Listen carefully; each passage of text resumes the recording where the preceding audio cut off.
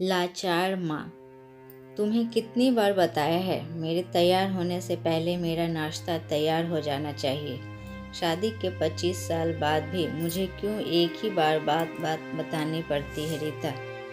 तुम्हें क्या है, तुम तो आराम से घर में पर रहोगी, मुझे काम पर जाना पड़ता है। तुम हो कि हमेशा बेवकूफ़ों जैसी हरकत करती हो।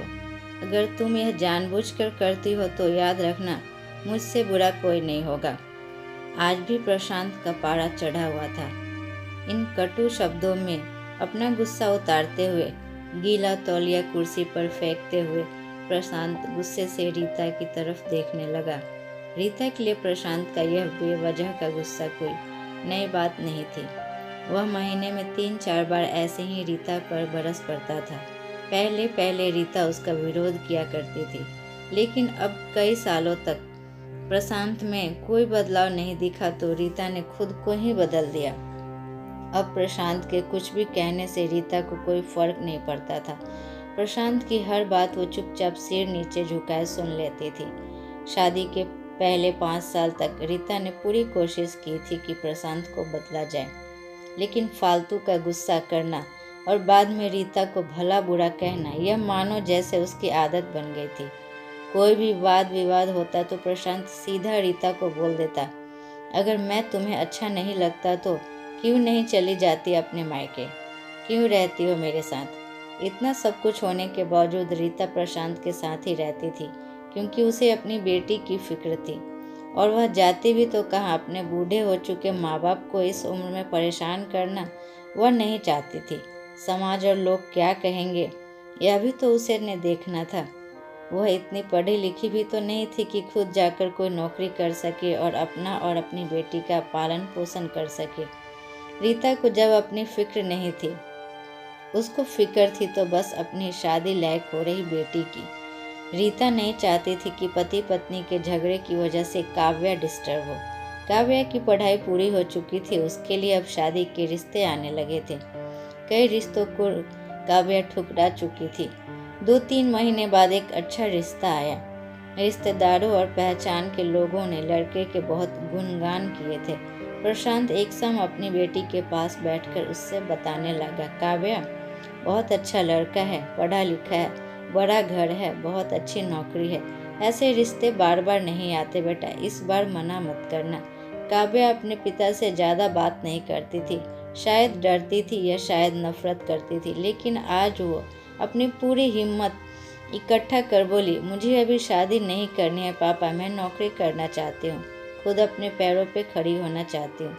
हाँ तो उसमें क्या बड़ी बात है, मैंने लड़के से बात की है, वह तुम्हें किसी बात के लिए मना नहीं करेगा। तुम शादी के बाद भी नौकरी कर सकती हो, वह तुम्हें नौकरी के लिए परमिशन दे देगा। प्रशांत बोला, मेरा नौकरी करना या ना करना उसकी परमिशन पर क्यों डिपेंड करेगा पापा। काव्या ने पूछा, मैं कह रहा हूँ ना, तुम्हें किसी भी चीज़ की कमी नहीं होगी वहाँ। ऐसे रिश्ते बार बार नहीं आते, इसे ठुकरा मत, बहुत खुश रहेगी वहाँ। प्रशांत बोला, पापा क्या मैं उतनी ही खुश रहूँगी जितनी मम्मी इस घर में खुश हैं। काव्या ने तंज कसते हुए कहा, आज तुम्हारी जबान कुछ ज़्यादा नहीं चल रही। प्रशांत गुस्से से आंखें बड़े करते हुए बोला, पापा मुझे शादी ही नहीं करनी है, क्योंकि शादी के बाद अगर वह लड़का आपके जैसा निकला तो मैं क्या करूँगी। मुझे आपके जैसा जीवन साथी नहीं चाहिए जो बिना बात के मुझ पर हमेशा चिल्लाए। मुझे कुछ भी अपनी पसंद कर लेना हो तो 10 बार सोचना पड़े, कहीं वह नाराज़ ना हो जाए। मेरी तबीयत कैसी भी हो उसे परवाह ना हो, रोटी थोड़ी सी मोटी बन जाए तो घर सर पर उठा ले, उसकी चेक बुक ना मिले तो मेरी ही दोष निकाले और हर छोटी मोटी बात पर मुझे मायका जाने के लिए कहे। काव्या ने अपना दिल खाली करते हुए पापा से सब कह दिया। प्रशांत का गुस्सा 7वें आसमान पर था, लेकिन उसके मुंह से भी एक शब्द नहीं फूट रहा था। वो काव्या की बातें सुन रहा था। काव्या उतना ही बोलकर चुप नहीं हुई। आज पहली बार वह अपने पापा के सामने इतना कुछ बोल रही थी। पापा, आपने माँ के साथ हमेशा गलत व्यवहार किया है। आप अपने ऑफिस का गुस्सा बिना सोचे समझे माँ पर उतार देते हैं, कभी इस बात की परवाह भी नहीं करते हैं कि उन्हें कैसा लगता होगा। आपकी बातें सुन सुन माँ ने अपना स्वाभिमान खो दिया। प्रशांत आज पहली बार अपने किए बर्ताव को महसूस कर रहा था। वो इतना ही बोल पाया, जो तुम्हारा मन है वो करो, मैं तो इतना बुरा हूं ना। काव्या ने प्रशांत का हाथ पकड़ा और बोली, पापा मुझे सिर्फ एक सवाल का जवाब दे। क्या आप चाहोगे कि मेरा पति आपके जैसा हो? अगर जवाब आपका हाँ है तो कर दीजिए मेरा रिश्ता आज ही, और ना तो मुझे आत्मनिर्भर बनने दीजिए। प्रशांत कुछ भी बोल न पाया और वहां से चुपचाप बाहर चला गया। आज उसे रीता के सामने जाने से शर्म आ रही थी। चलते चलते उसकी आंखों से आंसू बह रहे थे। प्रशांत ने आज से अपने आप को बदलने का निश्चय किया। अगले दिन रीता ने अपने पति में काफी बदलाव देखा। वह सोचने लगी कि जो हिम्मत काव्या ने दिखाई है, वह हिम्मत अगर मैं पहले ही दिखा देती तो शायद आज परिस्थिति कुछ और होती। अब काव्या पढ़ लिख कर एक अच्छी नौकरी करने लगी थी और 3 साल बाद उसके लिए एक अच्छा रिश्ता आया और उसकी विदाई पर प्रशांत बोला, बेटा तू हमेशा खुश रहेगी क्योंकि तेरा पति तेरे बाप जैसा नहीं है।